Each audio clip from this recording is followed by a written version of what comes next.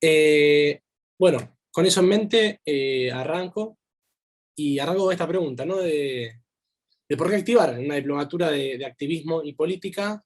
eh, ¿Por qué activar? ¿Por qué tiene sentido activar?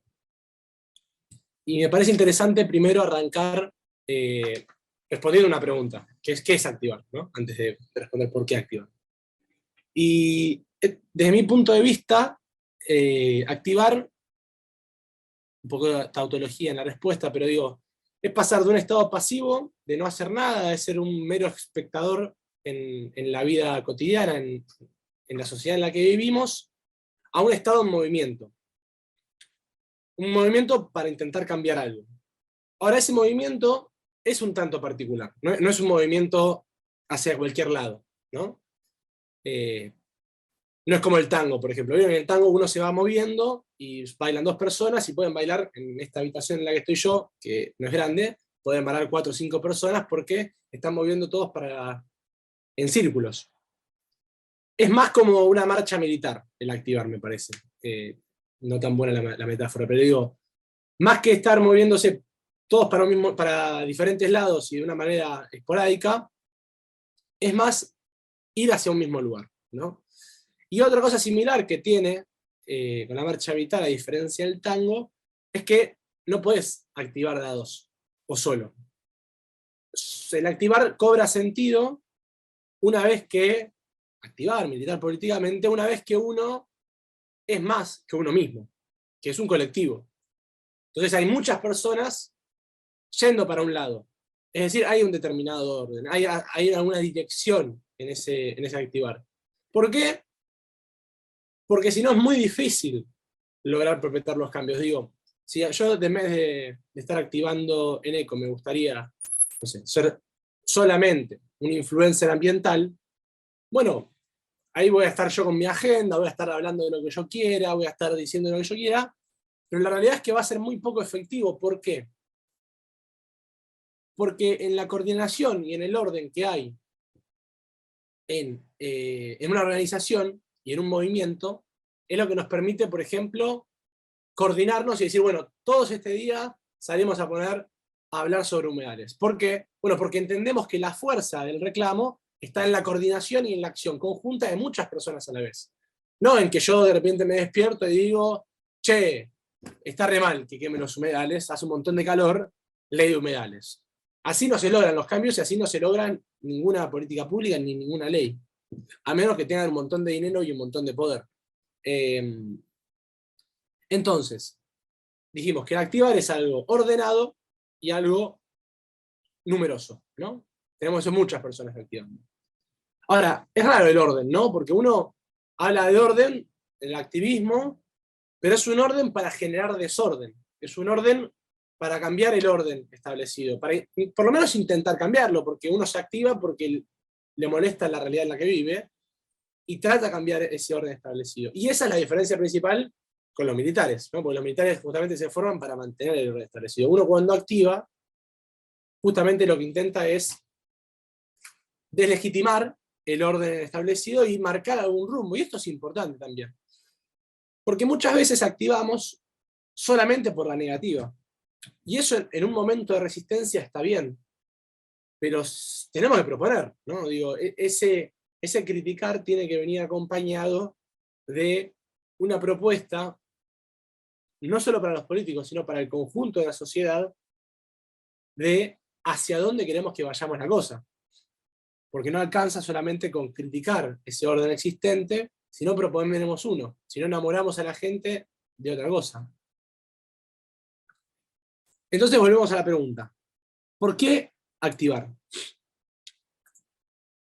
Y esto no es una frase de nadie, digo, es una idea de muchos autores, pero básicamente la resumo en que porque en la política, y cuando digo política es en la sociedad, digo, en la historia, en nuestra vida cotidiana, las cosas no pasan porque tengan que pasar. ¿A qué me refiero con esto? Bajo ningún punto de vista, algo va a suceder, alguna ley va a salir, alguna política pública va a salir, porque sea éticamente superior a lo que está pasando. simplemente no va a pasar eso. O sea, en ningún momento va a suceder que los 257 diputados digan, está bien hacer esto, y por ende lo traducimos automáticamente en una ley donde todos están de acuerdo y esa ley salga. Digo, parece algo bastante naif lo que estoy diciendo, y Fede, obviamente que no. Pero ¿por qué digo esto? Porque incluso cuando uno activa, hay un problema en el activar, que es, ok, lo que yo estoy haciendo está bien, por ende, el que está haciendo lo otro está mal, y esa persona es mala por naturaleza, y yo soy bueno por naturaleza. Entonces, yo siempre voy a tener razón, porque estoy hablando de una persona mala.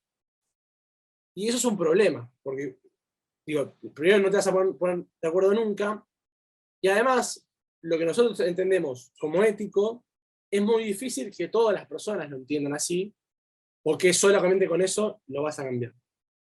Entonces, ¿por qué activar? Porque queremos cambiar la realidad, y porque entendemos que la realidad no va a ir nunca por motivos naturales hacia un lugar.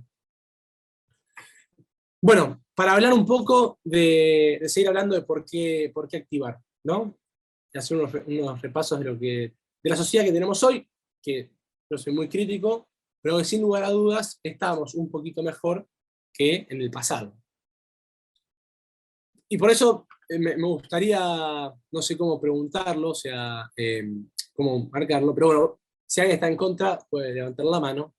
Digo, si nos parecen que están bien, y sobre todo, si nos parece que es normal, ¿no? Por ejemplo, que se haya abolido la esclavitud, el derecho a votar, las vacaciones pagas en el trabajo y no trabajar más de 8 horas al día.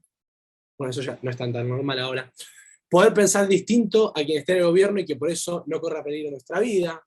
Poder divorciarse, poder casarse con alguien del mismo género. Hoy, sin lugar a dudas, me parece que la gran mayoría de las personas va a estar a favor de esto. Y sobre todas las cosas, lo que pasa es que, por ejemplo, la abolición de la esclavitud pasó mucho antes que la posibilidad de divorciarse o de casarse con alguien del mismo género. Entonces hoy nos suena incluso raro, ¿no? Es anormal que alguien tenga un esclavo, ¿no?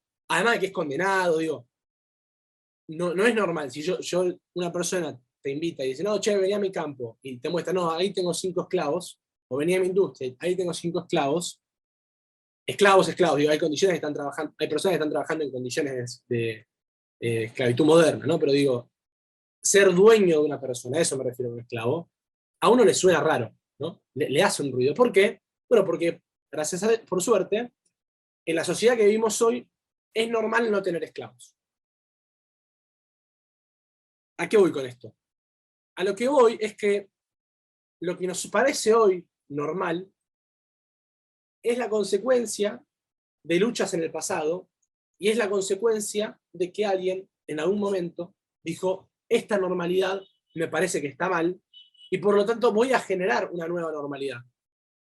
Que eso es lo que intentamos hacer nosotros. Nosotros lo que tenemos que intentar hacer es construir una nueva normalidad donde no sea moneda corriente contaminar a lo pavote, como se está haciendo hoy en día, y eso es lo que tenemos que apuntar.